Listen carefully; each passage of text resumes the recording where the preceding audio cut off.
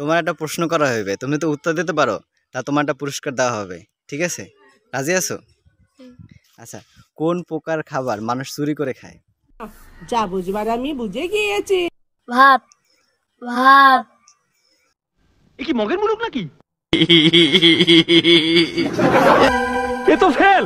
বসো। নেক্সট। কোন প্রকার খাবার মানুষ চুরি করে খায়? আমি এখন কি করব?